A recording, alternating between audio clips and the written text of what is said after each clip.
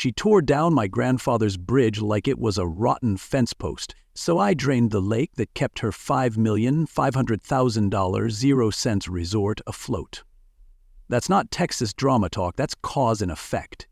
See, Meredith Voss thought power came from paperwork and patio wine, but out here, legacy runs deeper than property lines, and when you take a man's bloodline down at 3:00 a.m. with a track hoe and zero notice, you better hope he doesn't control the damn water. I was just checking the cattle that morning, sipping burnt coffee and dodging fire ants, when I noticed something was wrong with the view. I kept squinting like maybe the bridge had learned camouflage, but it was gone. Completely, unapologetically gone. No planks, no railings, no goodbye note. Just muddy tire tracks and pieces of cedar scattered like sawdust on the bank. Drop a comment and tell me where you're tuning in from, especially if you've ever tangled with an HOA villain yourself. If stories packed with real revenge, crooked power plays, and poetic justice are your thing, go ahead and hit that subscribe button. Tomorrow's tale? Let's just say it makes today's look like a warm-up act. I pulled up the security footage, hands already shaking like I was holding a live wire. There it was, timestamp 3:12, AY. A full-size excavator just chomping through the bridge like it had a grudge. No hesitation, no cover of darkness. Just the cold efficiency of a demolition team that thought no one would notice. The excavator had a logo painted on the arm, Sterling Horizon Developments. I didn't need Google to tell me who owned it. Meredith Voss, HOA president of Wexley Ridge and unofficial queen of petty tyranny. She smiled with her teeth but ruled with fine print. The bridge wasn't just some planks across water. It was built in 1951 by my grandfather, Eddie Harper. The man didn't believe in lawyers, but he believed in load-bearing joints.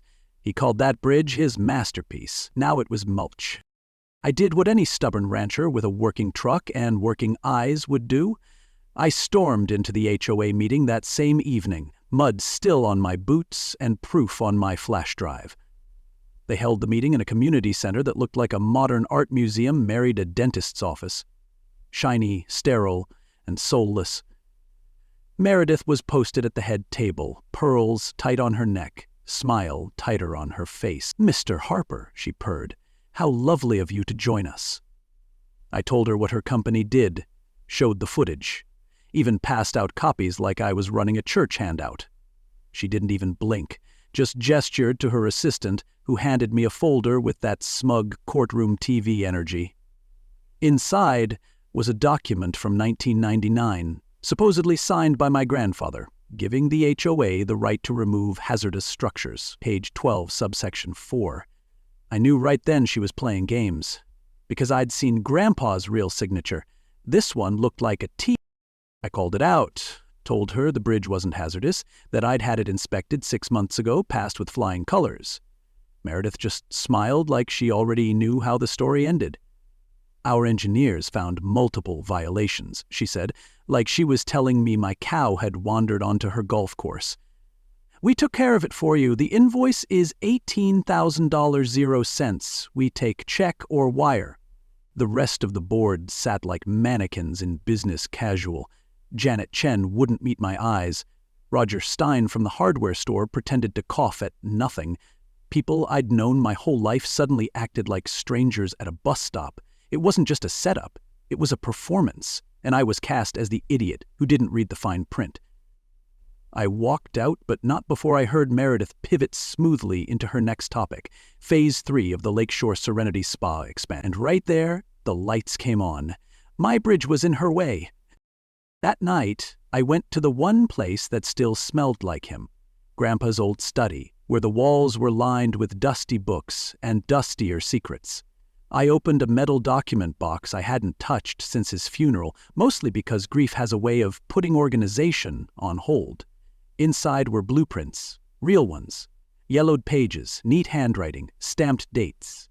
Grandpa didn't just build a bridge, he'd built the water system, the dam, the valves, the whole operation that controlled Lake Merriden's water level like it was his personal swimming pool.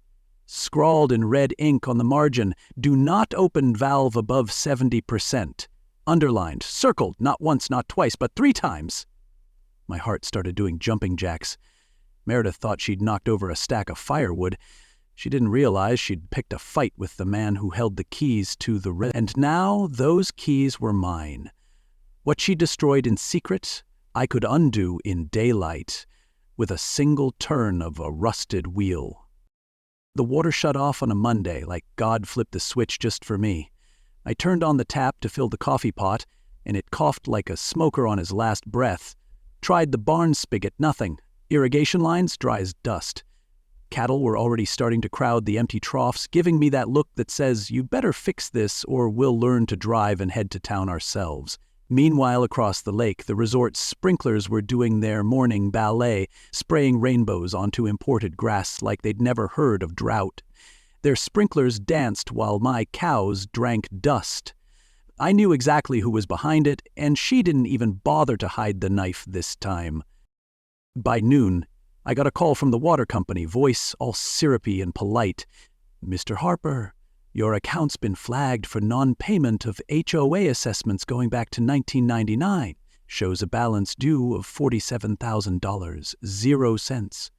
Until that's resolved, you guessed it, no water." I reminded them, calmly but with steam rising from my ears, that I wasn't part of the HOA. My land predated Wexley Ridge by 50 years. The guy on the phone just sighed and said, "That's what the lien says." I hung up before I said something I'd regret, but I wasn't done. An hour later, a black SUV appeared at the edge of my drive, windows tinted like it was afraid of the sun. It didn't leave, just sat there. And then another one showed up after dark, this one circling slow with lights sweeping my windows like I was Alcatraz. Apparently HOA dues come with optional war. The next day I paid Meredith a visit. She greeted me like I was interrupting her spa treatment, not confronting her over livestock dehydration. "Mr. Harper?" she smiled, voice all velvet and venom. "I was just about to call you. With all this unrest, perhaps it's time to consider a more civilized option." That's when she slid a folder across the desk. Official, laminated, and dripping with smug. Inside were developer papers offering to buy my ranch at above market value. The number wasn't insulting, but the grin she wore while offering it was, like I was some piece of furniture she wanted out of the way before the magazine photo shoot. "It's a generous deal," she said, "and a graceful exit." I left without touching the folder, but my hands were already tightening into fists. She didn't want a sale, she wanted surrender. But you don't get surrender from a man whose grandfather once wrestled a flooded dam by hand and lived to rebuild it. That evening, Valerie Kim arrived at my door with 2 things, a bottle of bourbon and a face that said she'd found something worth drinking over. Valerie wasn't just my best friend, she was a lawyer with a bloodhound's nose for lies and a keyboard that should be registered as a weapon. "They've messed up," she said, flipping open her laptop on my kitchen table. "Big time." She pulled up county zoning records, overlaying maps from the past 30 years. The Lakeshore Serenity Resort looked fine on the surface, all neat boxes and stamps, but then she clicked another layer, an older survey revealing a gap, a gaping hole in the zoning approvals right under the resort's main lodge. "That," she said, tapping the screen, "is not just a clerical error. That's a hole they wanted no one to look at, which means we should absolutely look deeper." I didn't know what we were standing on just yet, but it sure felt like a buried landmine. Later that night, I sat with Grandpa's old map box on my lap.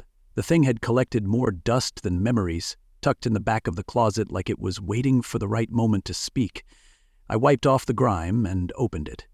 Inside were topographical maps, water flow charts, and his unmistakable handwriting. Steady, precise, stubborn. One line caught my eye. "Auxiliary valve control, Meriden South Dam." I followed the scribbles across the map until it circled back to a point just outside the resort property. The damn thing wasn't just a pretty lake. Grandpa had engineered the entire water system like a silent organ player behind a curtain. And I wasn't just looking at water rights anymore. I was looking at the keys to Meredith's kingdom. If your water's ever been shut off by someone smiling through a legal loophole, you know.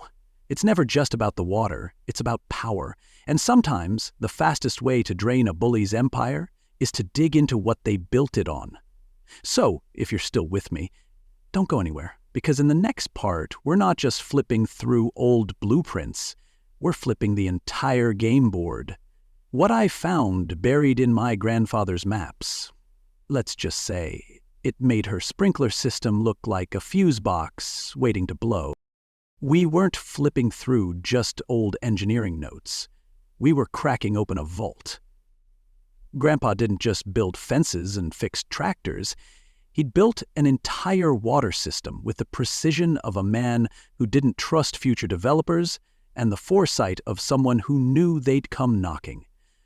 Valerie laid the blueprints out across my kitchen table, her highlighter dancing across red ink annotations like she was defusing a bomb. And maybe she was. There it was, plain as daylight.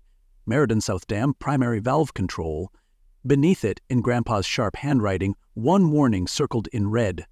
Do not release water if above 70% capacity. Structural risk. Collateral likely. Use only in emergency. My throat dried out reading it. Not from fear, but because this wasn't just irrigation design. This was a pressure-timbered weapon disguised as a lake, and I was the guy holding the ignition. Valerie leaned back, arms folded, eyes never leaving the blueprint. You realize what this means, right? She said. This dam isn't just grandfathered in, it grandfathered everything else in. It predates the HOA, the resort, probably even the subdivision zoning code. She pulled up a zoning overlay on her laptop, comparing the map with a faint outline of wetland protections. Her finger landed right on the resort's foundation. Meredith didn't just build close to the water line, she built in it. They turned floodplain into lounge chairs. I stared at the map and then out the window at the shimmering lake. It wasn't just water anymore.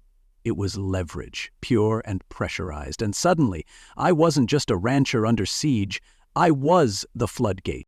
Later that night, Gus stopped by. He was one of the last folks alive who'd worked with Grandpa on the original construction, and the only man who could still read those blueprints like sheet music. I showed him the warning at the 70% mark. He squinted at it, then chuckled. Not the funny kind, the kind that comes from remembering a hard lesson. That's not engineering, he said. That's strategy. I raised an eyebrow. He pointed to the margin. You see that?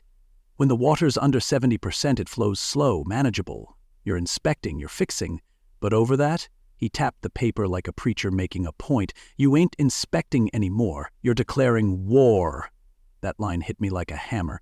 Below 70%, you're a steward. Above it, you're a weapon, and every drop that crossed that line brought me closer to a decision I couldn't undo. I stood out at the dam that evening, watching the sun stretch shadows across the lake. The wheel that controlled the valve was covered in rust, like it had been waiting decades for someone brave or dumb enough to turn it. What good is power if it poisons your land to use it? That question kept circling my thoughts like a hawk looking for a wounded rabbit. Sure, I could drop the water level, expose every square inch of Meredith's lies. I had the legal right, the engineering proof, even the motivation. But what would it cost the community? The fishing dog kids used every summer? The businesses clinging to lake traffic like barnacles on a hull? I wasn't sure anymore if I was holding a key or a matchstick over a powder keg. But sometimes, irony wraps justice in muddy boots. Because while Meredith thought she was building a resort, it turned out she'd built a house of cards on a waterbed. One slow leak, and it would all come down. That's when I made my decision. I wasn't going to blow anything up, not yet. But I was going to start the inspection. Official, documented, necessary, just low enough to be legal, just deep enough to shake her foundation. The first wheel turned with a rusty groan, like justice waking up after a long nap. I smiled and kept turning. Not enough to drown her, just enough to make her sweat. If this story hit home, or made you think twice about what's buried under the surface, send it to a friend who's ever had to stand up to power stacked against them. Share the lesson, not just the link, and drop a comment to let me know what you'd do if you were holding the damn wheel. Because next time we're going deeper, Meredith thought she could drown out the truth, but when the water drops low enough, even the best lies can't swim. You'd be amazed what a cheap drone and a gallon of suspicion can uncover. Meredith thought she'd built a fortress of luxury behind her gates, but she forgot the sky doesn't have fences. I sent that little drone out like a county fair balloon with a grudge and watched as it glided over her pristine Lakeshore Serenity resort. From above, everything looked picture perfect, until it didn't. There, tucked behind her so-called wellness center, was a large pipe half buried in decorative mulch, dumping cloudy water straight into Lake Meriden. But this wasn't runoff. This was rainbow-streaked, chemical-laced sludge. Her resort was supposed to restore balance. Turns out it was unbalancing the entire ecosystem, one toxic burp at a time. I didn't say a word. I didn't have to. I cut the footage into a 2-minute video, slapped a title on it, "What the Resort Doesn't Want You to See," and posted it in the local HOA group, the town forum, and every fishing club chat I could find. The response? Faster than a summer brush fire. Within hours, people were sharing it like it was a missing dog alert. Parents worried about their kids swimming in that water. Retirees wondered what they'd been breathing during lakeside yoga. One guy claimed his boat paint had started peeling after docking too close. Whether true or not, the video hit a nerve. And once the pitchfork crowd online gets going, you can't put that toothpaste back in the tube. But you know Meredith. When the public sees smoke, she files a lawsuit and calls it fog. 2 days after the video dropped, a guy in a stiff gray suit showed up while I was checking cattle fence lines. "You've been served," he said, like he was handing me a menu. $100,000 defamation suit. Her letterhead claimed I'd defamed her business, damaged her brand, and spread false and inflammatory content. Attached was a sparkling clean water test report from Clear Haven Environmental Labs. Looked fancy. Too fancy. Especially since the report was dated the day before I posted the video. Either they worked faster than Amazon Prime or someone was pre-baking their alibis. Valerie took one look at the documents and laughed so hard she spilled coffee. "Clear Haven?" she said. "Oh, honey, that's a shell company, registered 2 years ago under a holding trust tied to Meredith's cousin in Austin. She's literally paying family to stamp all good on her lake water. We printed out the ownership tree and added it to the growing folder labeled Shady Meredith Tricks. By that point, the file was thicker than the HOA handbook. At that week's emergency HOA meeting, the chairs were full before the gavel even dropped. Word had spread. Folks who hadn't been to a single meeting in 5 years were now whispering in corners and scrolling on their phones, rewatching the drone video. Meredith arrived wearing red like she thought this was a cocktail gala, not a public reckoning. She kept her chin high, but the eyes gave her away. Darting, calculating, desperate for control. I waited until public comment, then stood, flash drive in hand. "I've got some footage that might help clarify recent water concerns," I said, voice steady. When the video played, the room went silent. You could hear the hum of the projector, louder than Meredith's breathing. The pipe, the spill, the unmistakable resort logo right above it. Gasps followed, then murmurs. Then Valerie stood and calmly walked through the shell company, the fake environmental report, and the evidence chain that linked it all to Meredith. When someone asked, "Is that legal?" Valerie responded without blinking, "It's not even creative fraud." But the real show wasn't on the screen. It was outside. See, while Meredith was spinning stories, the lake had been dropping. Thanks to a scheduled inspection I'd filed with the county using my grandfather's water rights. That morning, the level hit 42%, enough to start peeling back the resort's polished illusion. First came the docks, now sitting awkwardly on cracked mud. Then the retaining walls that extended way past the property line. Then something worse, a concrete foundation buried just enough to be forgotten, now fully exposed. On it, rusted but still legible, was a sign. Phase 4 expansion. Approved by Meredith Voss, Community Development Officer. Valerie leaned in. "That title doesn't exist in the county directory, not past or present." The crowd erupted like someone had kicked over a beehive. People weren't whispering anymore, they were asking questions out loud. Who approved this? Where did our HOA dues go? Why is there construction on public shoreline? Someone shouted, "Is that why my taxes jumped last year?" Meredith tried to talk, but it was too late. Even her once loyal board members were backing away, like she'd broken out in legal hives. Roger from the hardware store leaned over and muttered, "She built a house of cards on a water." Outside, the lake kept revealing secrets. A second pipe, this one sealed with duct tape, abandoned pallets of construction supplies, even a crumbling concrete stairway that led into what used to be the lake bed. With each foot the water dropped. Her empire looked less like a resort and more like a cover-up operation with decorative landscaping. Meredith stood stiff, watching the footage play one more time on loop. She had no words, but her silence was as loud as the groan from the lake. Then came the kicker. One of the HOA members, a guy who hadn't said 10 words all year, stood and asked, "Meredith, did you even have permits for this expansion?"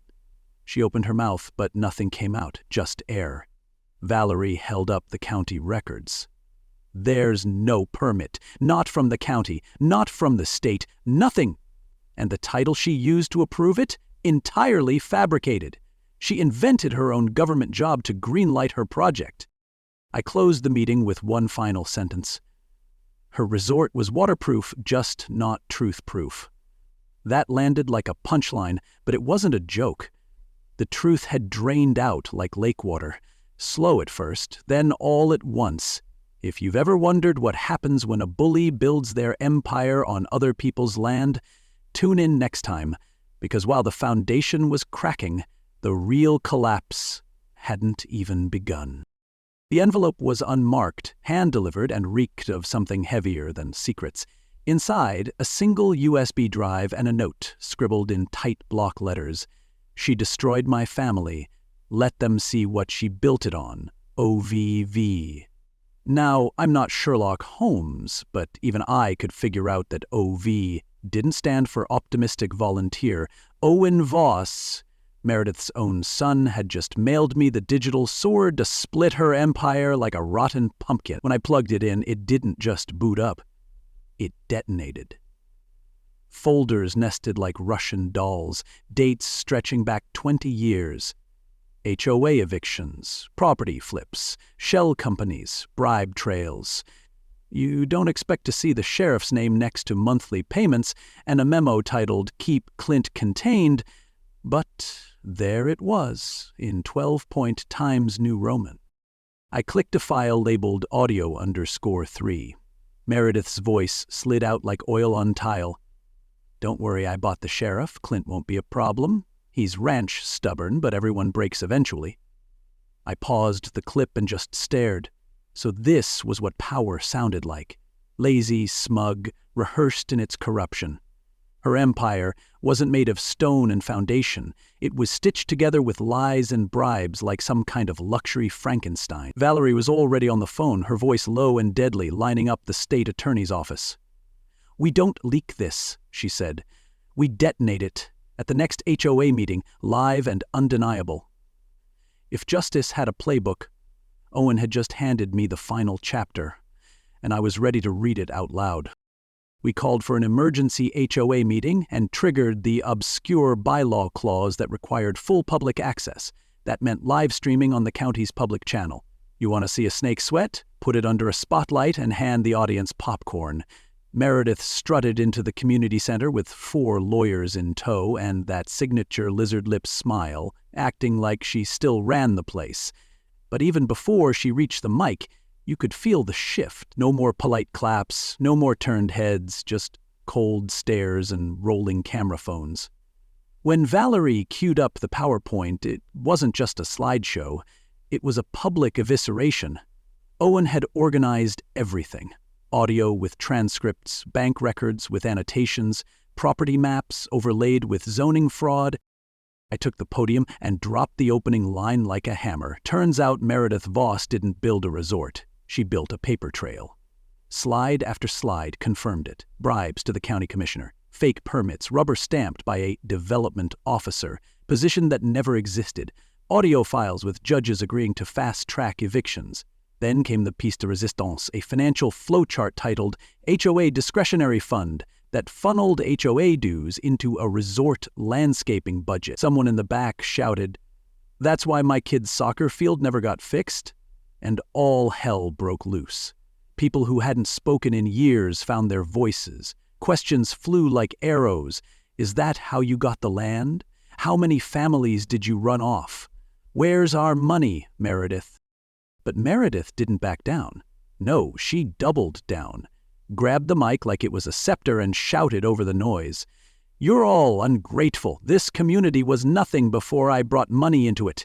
Before I built the spa, your homes were worthless. I gave you value, and this is how you repay me?"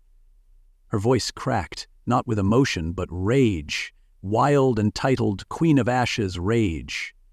She pointed at me like I'd just kicked her poodle. "He's manipulating all of you with lies. That USB is fake. My son's a junkie. He doesn't know what he's doing." It was a meltdown you couldn't script. A slow-motion implosion of arrogance, collapsing under its own weight. And the kicker? Owen was standing in the back, silent, filming. The live stream chat exploded. Thousands were watching. Reporters were tweeting in real time. State police had been notified by Valerie earlier, and as Meredith kept unraveling, the back doors opened like a scene from a crime drama. Officers stepped in, calm and coordinated. The lead one approached her like he was delivering a pizza. "Ma'am, we need to speak with you outside." "You can't arrest me," she barked. "This is my town." The officer held up the warrant like a mirror. "Not anymore." As she was led out, still protesting, someone in the crowd said, "Justice didn't knock. It kicked the damn door down." And for the first time the room laughed. Not mockery, relief. A release valve on 20 years of fear and frustration. After she was gone, people stood up, one by one, telling stories they'd buried. A family pushed out by false code violations, a veteran denied lake access for not maintaining aesthetics, a widow whose land was rezoned overnight. The floodgates weren't just metaphorical, they were human. And Owen? He came forward, shook my hand, and quietly said, "She lied about everything, even to me." But this needed to happen. That USB didn't just contain evidence, it contained the will to change. And the bridge, the one she destroyed, that was never the point, because now the walls were crumbling. $10 million. That's what the offer letter said. Clean, crisp, and spelled out with more zeros than I'd seen in a lifetime of cattle checks. The investor's pitch was smooth as river stone. Eco-resort partnership, sustainable tourism, a legacy with your name on it. But when you've spent weeks peeling back every lie built on this land, there's no dollar sign big enough to buy your silence. I stared out at the water, still low from the inspection drop, the bones of old fences sticking up like ribs in dry ground. They wanted to turn it into a luxury oasis again, but I knew better. You don't inherit land, you inherit responsibility. That bridge they tore down, that wasn't just timber and nails. It was a promise between generations, and no resort brochure could pave over that. I turned down the offer, not because I hated money, but because some things are richer when they're rooted, and I had a community to rebuild. Word got out fast, faster than Meredith's arrest somehow. The same townsfolk who once crossed the street to avoid HOA drama now showed up in droves. They came with gloves, lumber, drills, lunch coolers, like a barn raising but with emotional stakes. Gus rolled in with blueprints under one arm and homemade peach cobbler under the other. "Figured I owed your grandfather this," he said. Even Owen showed up, head down, sleeves rolled, no speeches, just a hammer and a quiet resolve. It was the first time I'd seen that look in his eyes. Not shame, not regret, something steadier. Redemption, maybe. In 3 days, we raised a new bridge. Wider than before, stronger than before, with a beam sealed inside, signed by every single person who helped. You could feel it in the boards. This was no memorial. It was a beginning. At the dedication, I stood on that bridge with Valerie, Gus, and Owen beside me. Kids dangled fishing poles into the now clearing lake, same way I used to. I lifted a glass of my grandfather's old corn whiskey and said, "They buried our past in a lake. We drained it to build the future." People clapped, not politely, but with the kind of thunder you only hear when truth finally echoes. Then I dropped the news. We weren't stopping here. I was founding the Harper Watershed Trust. 200 acres of protected land, no development, no HOAs, just preserved water, soil, and story. The crowd went silent for a beat, then erupted. That patch of Texas dirt wasn't just ranch land anymore. It was heritage, codified, protected, and untouchable. We didn't just reclaim property, we reclaimed dignity. And just when I thought the water had no more secrets to give, it gave one more. Gus was helping me sort through Grandpa's last lockbox, a battered thing with rusted hinges and the smell of old tobacco. Tucked inside, beneath dam blueprints and hand-sketched topo maps, was a single envelope marked in fading ink. CJ/JH, secondary site. Gus froze. "This is upstream," he whispered, pointing to a set of coordinates. "Your granddad wasn't just managing this lake, he was prepping a regional network. Redundant flow control, flood buffering. The man built a hydrological chessboard and didn't tell anyone he was playing." A week later, a black SUV rolled down my drive. Not an HOA rep this time, but someone from the Army Corps of Engineers. "We've reviewed your family system," he said, unrolling a government-issue map. "You're sitting on the key to 3 counties' flood control. You up for a conversation?" That's when it really hit me. For all the destruction Meredith had tried to inflict, for all the forged documents, crooked sheriffs, and spotlight patrols, none of it had scratched what mattered. Empires collapse fast, but legacies, they grow roots. They wait quietly until someone finally listens. My grandfather didn't just leave behind a dam, he left behind a system, a strategy, and a standard. And now, we had the choice to use it the right way.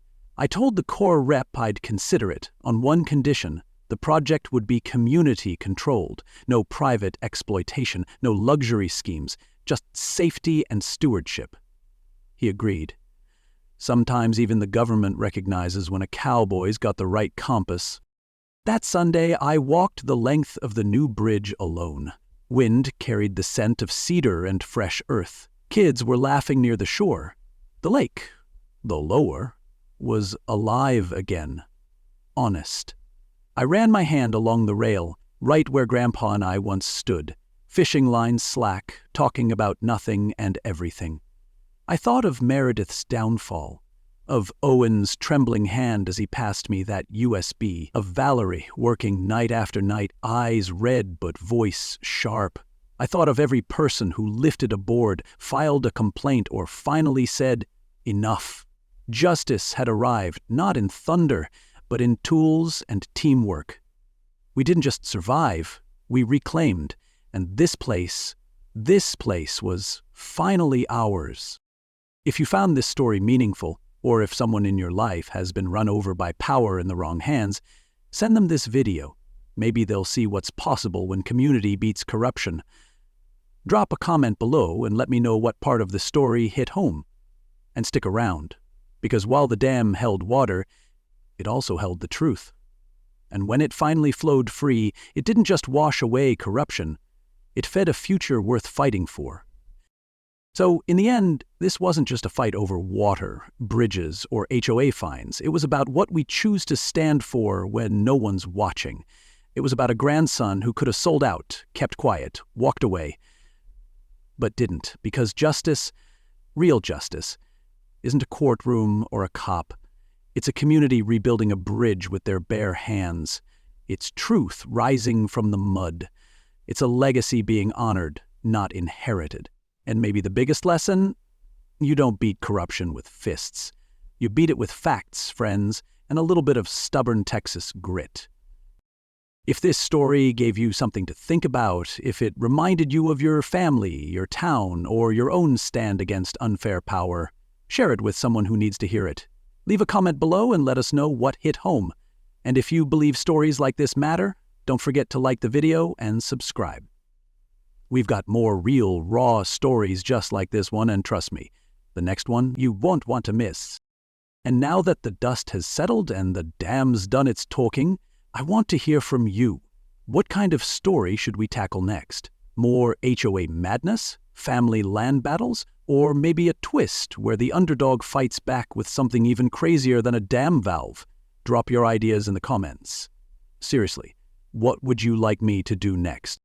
This channel runs on real stories and real folks like you. So if something's happened in your town, your family, or your neighborhood that sounds like a tale worth telling, let's bring it to light. Don't forget to comment, like, and subscribe so you don't miss the next fight for truth, land, and legacy.